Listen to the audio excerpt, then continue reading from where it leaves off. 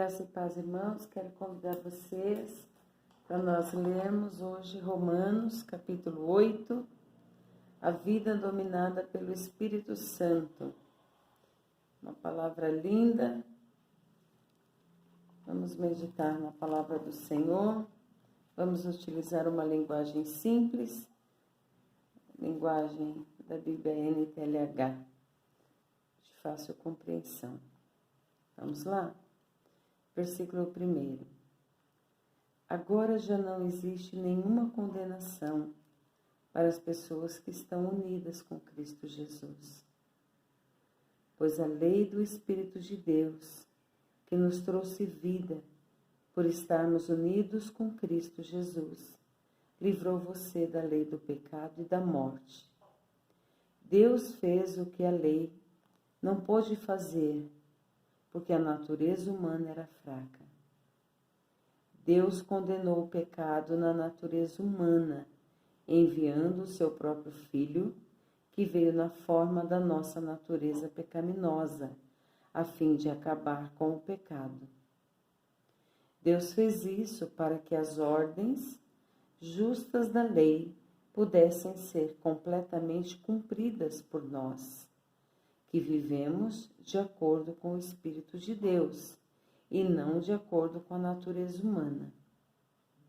Porque as pessoas que vivem de acordo com a natureza humana têm a sua mente controlada por essa mesma natureza. Mas as que vivem de acordo com o Espírito de Deus têm a sua mente controlada pelo Espírito. As pessoas que têm a mente controlada pela natureza humana acabarão morrendo espiritualmente. Mas as que têm a mente controlada pelo Espírito de Deus terão a vida eterna e a paz. Por isso, as pessoas que têm a mente controlada pela natureza humana se tornam inimigas de Deus, pois não obedecem à lei de Deus e, de fato, não podem obedecer a ela. As pessoas que vivem de acordo com a sua natureza humana não podem agradar a Deus.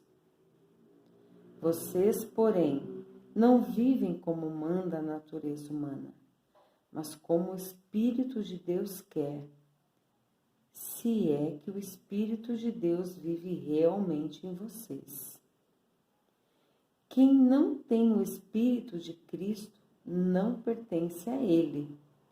Mas, se Cristo vive em vocês, então, embora o corpo de vocês vai morrer por causa do pecado, o Espírito de Deus é vida para vocês, porque vocês foram aceitos por Deus. Se em vocês vive o Espírito daquele que ressuscitou Jesus, então aquele que ressuscitou Jesus Cristo dará também vida ao corpo mortal de vocês, por meio do seu Espírito que vive em vocês. Portanto, meus irmãos, nós temos uma obrigação, que é a de não vivermos de acordo com a nossa natureza humana. Porque se vocês viverem de acordo com a natureza humana, vocês morrerão espiritualmente.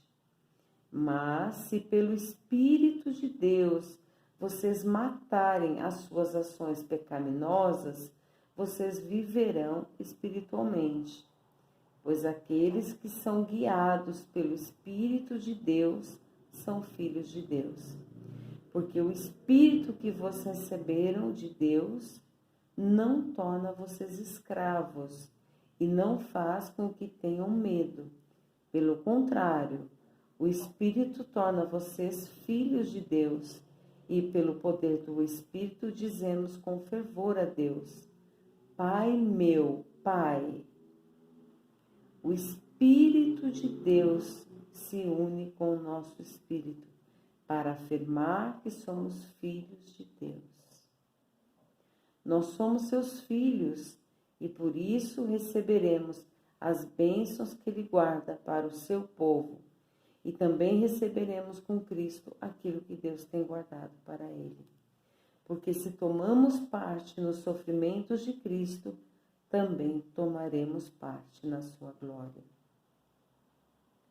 Eu penso que o que sofremos durante a nossa vida não pode ser comparado de modo nenhum com a glória que nos será revelada no futuro. O universo todo espera com muita impaciência o momento em que Deus vai revelar o que os seus filhos realmente são. Pois o universo se tornou inútil, não pela sua própria vontade, mas porque Deus quis que fosse assim. Porém, existe esta esperança. Um dia, o próprio universo ficará livre do poder destruidor que o mantém escravo e tomará parte na gloriosa liberdade dos filhos de Deus. Pois sabemos que até agora o universo todo geme e sofre como uma mulher que está em trabalho de parto. E não somente o universo, mas nós que temos o Espírito Santo como o primeiro presente que recebemos de Deus. Nós também gememos dentro de nós mesmos, enquanto esperamos que Deus faça com que sejamos seus filhos e nos liberte completamente. Pois foi por meio da esperança que fomos salvos. Mas, se já estamos vendo aquilo que esperamos, então isso não é mais uma esperança. Pois quem é que fica esperando por alguma coisa que está vendo? Porém, se estamos esperando alguma coisa que ainda não podemos ver, então esperamos com paciência. Assim também o Espírito de Deus vem nos ajudar na nossa fraqueza, pois não sabemos como devemos orar, mas o Espírito de Deus, com gemidos que não podem ser explicados por palavras, pede a Deus em nosso favor. E Deus, que vê o que está dentro do coração, sabe qual é o pensamento do Espírito. Porque o Espírito pede em favor do povo de Deus e pede de acordo com a vontade de Deus. Pois sabemos que todas as coisas trabalham juntas para o bem daqueles que amam a Deus, daqueles a que Ele chamou de acordo com o seu plano. Porque aqueles que já tinham sido escolhidos por Deus, Ele também separou a fim de se tornarem parecidos com seu Filho. Ele fez isso para que o Filho fosse o primeiro entre muitos irmãos. Assim, Deus chamou os que havia separado. Não somente os chamou, mas também os aceitou. E não somente os aceitou, mas também repartiu a sua glória com eles. Aleluia. Diante de tudo isso, o que mais poderemos dizer? Se Deus está do nosso lado, quem poderá nos vencer? Ninguém. Porque Ele nem mesmo deixou de entregar o próprio Filho, mas o ofereceu por todos nós. Se Ele nos deu o seu Filho, será que não nos dará também todas as coisas? Quem acusará aqueles que Deus escolheu? Ninguém. Porque o próprio Deus declara que eles não são culpados. Será que alguém poderá condená-los? Ninguém, pois foi Cristo Jesus quem morreu, ou melhor, quem foi ressuscitado e está à direita de Deus, e Ele pede a Deus em favor de nós. Então, quem pode nos separar do amor de Cristo? Serão os sofrimentos, as dificuldades, a perseguição, a fome, a pobreza, o perigo ou a morte? Como dizem as Escrituras Sagradas, por causa de ti, estamos em perigo de morte. O dia inteiro somos tratados como ovelhas que vão para o matadouro. Em todas essas situações, temos a vitória completa por meio daquele que nos amou. Pois eu tenho a certeza de que nada pode nos separar do amor de Deus, nem a morte, nem a vida, nem os anjos, nem outras autoridades ou poderes celestiais, nem o presente, nem o futuro, nem o mundo lá de cima, nem o mundo lá de baixo. Em todo o universo, não há nada que possa nos separar do amor de Deus, que é nosso por meio de Cristo Jesus, o nosso Senhor.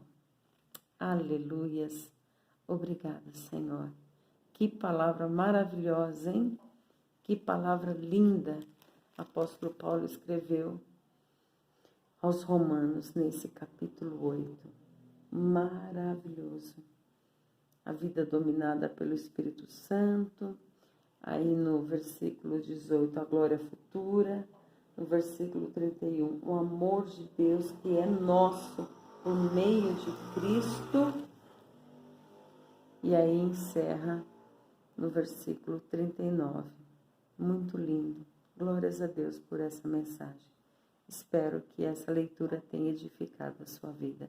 Deus abençoe a sua vida, em nome do Senhor Jesus.